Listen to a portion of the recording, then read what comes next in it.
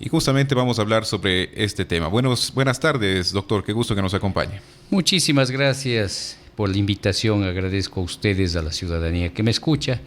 Mire, estamos en otra lucha más en virtud de que este delito de usura no es del día de ayer ni cosa por el estilo. Esto viene desde que apareció la propiedad privada y el dinero, ¿no? Esta usura se ha dado especialmente en Cuenca, es decir, aprovechando de la necesidad de las personas que no pueden acceder a un banco, no pueden acceder a una cooperativa por tanto requisito que les piden. ¿Qué es lo más fácil? Ir de una persona que aprovecha la necesidad de otro ser humano y inmediatamente la plata lo hace. Y esto es el interés fuera de lo común, es decir, más de lo que está fijado por el Banco Central.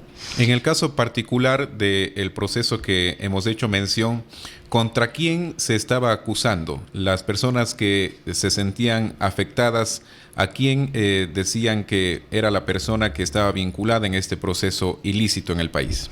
Miren, este proceso quizás es uno de los más duros, es uno conocido. Esto sucedió en Gualaceo desde el 2007 hasta el 2016.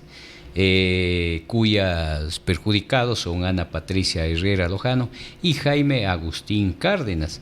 Los señores han venido luchando, yo pedí que me acompañen el día de hoy a la entrevista, pero sabe que ellos no pueden venir, porque ellos están ¿Viven en Gualaceo? No, no es esa la razón, sino ellos tienen protección de víctimas y testigos. Para seguirle dando protección, vea lo incoherente, lo no entendible. A ellos les prohíben hablar, ellos están prohibidos hablar.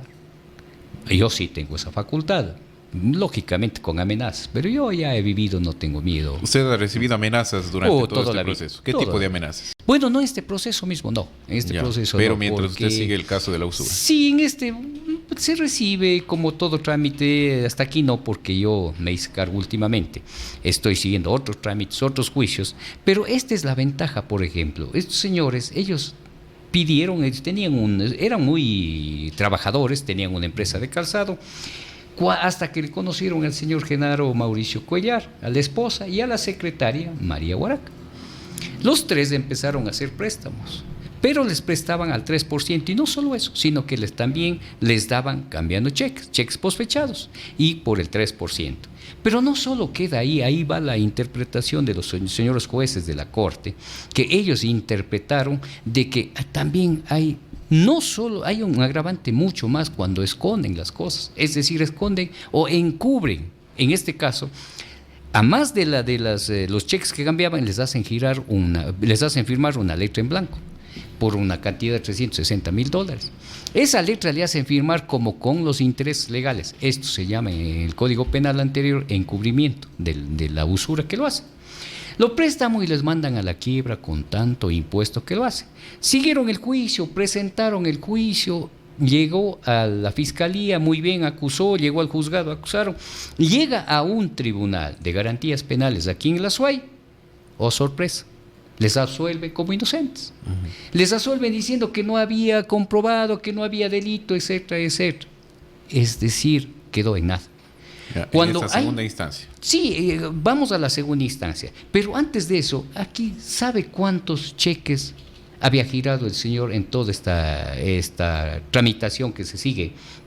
Simplemente 700 y algo más cheques girados. Es decir, un movimiento de casi de $30 millones. Es decir, dos personas denunciaron este caso, pero había muchas más personas que serían las perjudicadas. Cantidad de personas. Son 715 cheques. Y hay 147 juicios presentados por el señor, ya sea por letras, por cobro de cheques, de embargos, etcétera, etcétera, etcétera. ¿Qué tipo de pruebas presentaron para consideración de los jueces? Mire, las pruebas que se ha presentado peritajes. Dos peritos que determinan que si hay usura según los pagos que lo han hecho. Incluso ellos ponen una cantidad de $360,000 que fueron pagados de más de la usura. Es decir, a usted le prestaban 10,000, ellos salían pagando 30, $40,000. Y no solo queda ahí, sino que les demandan después por una letra de 300 y pico de miles, porque esa letra supuestamente quedó firmada en blanco para que algún rato ellos cojan y digan, bueno, como garantía, como sucede ahora, le demanden como que les deben otra plata. Es decir, no solo que funciona aquí la usura ni el chulco, sino también la estafa, porque cogen la letra que nunca firmaron porque ellos ya pagaron, les demandan nuevamente, es decir, otra deuda. Llega al tribunal, perdón, a la sala, aquí en Cuenca, la sala provincial, por fin ahí se cambia. Se cambia, es decir, dos jueces, son tres, dos de los jueces les condenan a los dos primeros a 2 años de prisión. Y a la señora por cómplice le sanciona, a la secretaria le sancionan por 1 año. Pero, no hay medidas cautelares.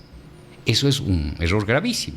¿Por qué? Porque el señor, como está haciendo, como lo hizo, toda la riqueza de él pasó a nombre de otros, según sé, y eso estamos sacando los certificados de la propiedad. Pero estos señores, lógicamente, acuden al recurso de casación a la ciudad de Quito. En Quito, sinceramente, esperábamos todos los días, porque se demoraron bastante, creo que 1 mes y medio, 2 meses, para sacar la resolución. Y fue una lucha de estos señores. Día a día estaban golpeando las puertas de la Corte Nacional, de los jueces y de todo lo que podíamos pedir justicia. Y ahí acaban el 10 de enero, es decir, recién el 10 de enero ratifican la sentencia llegada por dictada por la Sala de lo Penal de aquí de la SUAY. Pese de que hubo una presión bárbara, hubo un poco de cosas, los jueces que no querían dictar sentencia, pero bueno, por fin se obtuvo. En esa sentencia se les pone, a más de la pena privativa de la libertad, se les pone una indemnización, daños y perjuicios de $941,952.96. Ahora, muy bien, las cosas no quedan ahí. Quizás esta sentencia es un reflejo de que sí se puede sacar sentencias y que sí se puede pedir justicia. Entonces, con esto vamos a la indemnización. Como no había medidas cautelares, como el caso de la medicina, de la alteración de las medicinas, los jueces no dan las detenciones que deben dar. La prisión preventiva, el artículo 522, numeral 6, es totalmente claro. Cuando, para asegurar la presencia de una persona, de un procesado, se debe dictar esa medida, pero aquí no se da. ¿Qué se facilita con eso? Que los señores tal vez ya no están aquí, porque el día de hoy, justamente, el día de hoy martes, ya se ejecutaría, es decir, se ejecutaría esta sentencia. Ejecutar con esta sentencia, mañana tendremos las órdenes de captura, pero téngase la seguridad que no vamos a tener a quien capturar, porque estos ciudadanos no tienen ningún problema de ausentarse del país, de irse a otro lado, a vivir con tanta plata que no justificaron, no pasa nada. ¿Quiénes son los propietarios de los bienes en este caso? ¿Son familiares cercanos o no se conoce la procedencia de esos bienes? Mire, hay cantidad de bienes que están a nombre de señor Cuellar, muchos bienes. Ya. Pero esos bienes, según mis defendidos, he llegado a tener conocimiento que todos esos bienes ya están enajenados. Están vendidos ya sea a los hijos, a los parientes, esto y lo otro. Pero hay una cosa muy simple. Estoy planteando otras medidas urgentes, que eso se llama pacto colusorio. Es decir, tratar de vender a otra persona para no pagar, para no cumplir sus obligaciones con otra, sabiendo lo que lo tiene, es otro juicio que se van a ganar los vendedores y los compradores. Entonces, en eso vamos a tenernos donde agarrarnos, porque caso contrario, imagínense que ellos sí tienen un caso, por ejemplo, de una demanda de la letra que lo forzaron. Esa letra únicamente está en un juzgado civil, sin poder mover ninguna cosa a mis defendidos. Es decir, con prohibición total, no pueden hacer nada. Ellos sí, pero los otros no. De lo que conoce usted de estos 700 casos que se había mencionado, ¿qué pasa con el resto de personas que se han visto perjudicadas por este tipo de casos? ¿Conoce usted si ellos también han presentado la denuncia en la Fiscalía y si es que se puede abrir quizá un nuevo proceso en contra de estas personas vinculadas en este proceso? Mire, esta sentencia que ventajamente a mis defendidos, pero esto va a abrir la esperanza de muchas personas, de muchos que se robaron las casas, los terrenos que se llevaron, que arbitrariamente con letras falsas, etcétera, etcétera, van a perder el miedo, van a presentar, o sea, ya ven que la justicia está actuando. Entonces no va a ser muy fácil de que ahora se lleven. Ahora, mire, simplemente hay una reunión el día jueves, y permítame le ruego que me deje invitarles a la ciudadanía. Para el día jueves a las 9 de la mañana vamos a hacer una reunión en mi oficina casi con 200 perjudicados, no solo de aquí, de Girón, de Santa Isabel y de otras partes, porque todas quieren unirse a pedir justicia. Es la única forma de hacerlo. ¿Por qué? Porque se han llevado todos los bienes con estos usureros. Entonces, no, a más de esta sentencia que le digo favorece a los míos, yo creo que favorece a todo el Azuay y quizás a todo el Ecuador, porque la gente no tiene miedo. Lo que usted decía, van a presentar, claro que ahora sí, antes no lo hacían. ¿Por qué? Por miedo. Imagínense, mis defendidos tuvieron que fugar a Estados Unidos, 2 de los hijos fueron allá, es decir, todo mundo tuvo que fugar por las amenazas. Los míos no pueden hablar hasta ahora por miedo. En este caso particular, ¿cuándo usted va a solicitar ese recurso de medidas cautelares contra las personas vinculadas? Bueno, el día de hoy se ejecutaría la sentencia, mañana yo ya puedo estar pidiendo que se ordene. ¿Pero lo va a hacer de inmediato o va a esperar? De inmediato, estoy haciendo de inmediato. He procedido a pedir ya el registro de la propiedad, no solo de Gualaceo, sino de diferentes partes, a ver qué bienes tuvo y qué bienes vendió. En eso voy a pedir medidas cautelares urgentes para que ya no sigan poniendo nombres de otros, a pesar que así lo pongan en nombre de otras personas, van a ganarse otro juicio. Pero esto tienen que pagar. Caso contrario, la prisión, le digo desde ya, es bien difícil que lo cumplan porque ellos no tienen medidas de la prisión preventiva, van a fugar cuando sea. Pero, de aquí vienen algunos juicios, y no solo de esto de usura. Hay un juicio gravísimo que le están siguiendo en contra del mismo señor por lavado de activos. Y eso sí es grave porque no prescribe y todo eso. Eso está ya en una de las fiscalías en Quito a punto de formular cargos. Espero que formulen cargos y ahí sí es un delito mucho más grave. Esos $900,000 que usted menciona, ¿compensan el daño que recibieron las personas que pusieron la denuncia? El daño económico, en dinero sí, pero el daño psicológico que lo han hecho, eso no compensa a nadie. Los hijos, separarse los hijos, la familia, estar escondidos, les mandaron a seguir con gente morena, les seguían por todo lado. Eso no va a haber ningún dinero. Por ejemplo, la señora Patricia Herrera, una de las luchadoras de todo el grupo y de su hogar mismo, ella tiene una enfermedad muy grave de nervios, de tanta cosa, por este problema.